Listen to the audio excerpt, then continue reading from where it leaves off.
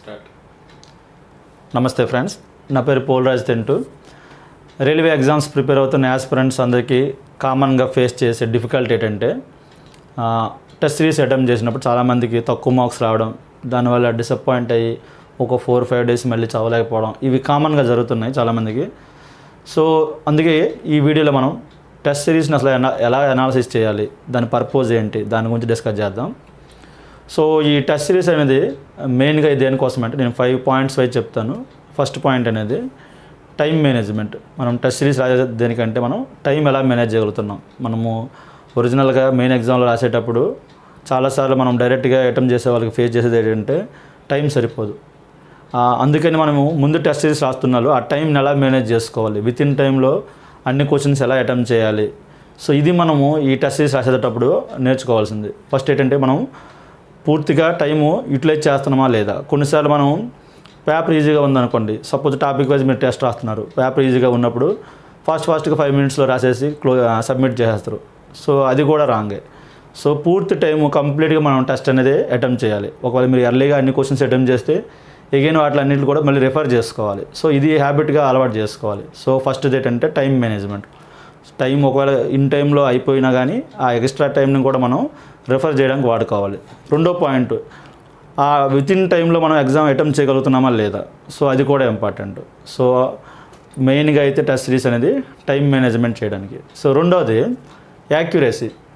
మనము ఈ ఎగ్జామ్ రాస్తున్నప్పుడు చాలాసార్లు నెగిటివ్ మార్క్స్ వస్తుంటాయి. సో ఆ నెగిటివ్ మార్క్స్ అనేది మనం అవాయిడ్ చేయగలుగుతున్నామా లేదా. మనం చాలాసార్లు ఏంటంటే క్వశ్చన్ తెలియకపోయినా కానీ ఒక లాటరీ తగులుతుందేమో ఇట్లాంటి ఉద్దేశంతో కొన్నిసార్లు మనం క్వశ్చన్స్ అటెంప్ట్ చేస్తూ ఉంటాం.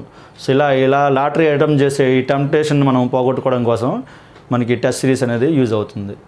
మూడోది స్టేబుల్ అండ్ పాజిటివ్ మైండ్తో మనం ఎగ్జామ్లో ఉండడానికి. కొన్నిసార్లు మనం ఎగ్జామ్ రాస్తున్నప్పుడు ఒక వరుసగా ఒక 4-5 క్వశ్చన్స్ లేకపోతే ఒక 10 క్వశ్చన్స్ డిఫికల్ట్ క్వశ్చన్స్ వచ్చి మనకి అవి ఆన్సర్ రాలేదనుకోండి, ఒకసారి డిసప్పాయింట్ అయిపోతాం. సో ఆ ఎఫెక్ట్ అనేది నెక్స్ట్ క్వశ్చన్స్ మీద కూడా పడుతుంది. సో అందుకని ఏంటంటే మనం ఈ టెస్ట్ సిరీస్ రాస్తున్నప్పుడు ఒకవేళ డిఫికల్ట్ క్వశ్చన్ వచ్చినప్పుడు మనం ఓకే నెక్స్ట్ క్వశ్చన్కి చేయగలుగుతున్నామా, మూవ్ అవుతున్నామా లేదా. సో ఇది కూడా అలవాటు చేసుకోవాలి మనం టెస్ట్ సిరీస్ నుంచి. మనం స్టేబుల్గా ఎగ్జామ్ రాస్తున్నప్పుడు స్టేబుల్ మైండ్ సెట్తో ఉండడానికి మనకి టెస్ట్ సిరీస్ అనేది యూజ్ అవుతుంది. నెక్స్ట్ నాలుగోది, కొన్నిసార్లు మనకి డిఫికల్ట్ క్వశ్చన్స్ రావచ్చు. సో ఖచ్చితంగా ప్రతి ఎగ్జామ్లో certain percentage of difficult questions ఉంటాయి. సో అట్లాంటి క్వశ్చన్స్ మనం రెస్పెక్ట్ ఇవ్వాలి. సో వాటిని మనం వదిలేయాలి.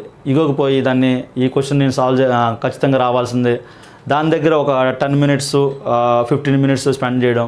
సో ఇట్లాంటివి మనం అవాయిడ్ చేయాలి. సో అట్లాంటివి అవాయిడ్ చేయడానికి మనకి టెస్ట్ సిరీస్ యూజ్ అవుతుంది. టెస్ట్ సిరీస్లో ఎప్పుడైనా మీకు ఒక డిఫికల్ట్ క్వశ్చన్ వచ్చినప్పుడు లాస్ట్లో అటెంప్ట్ చేయండి.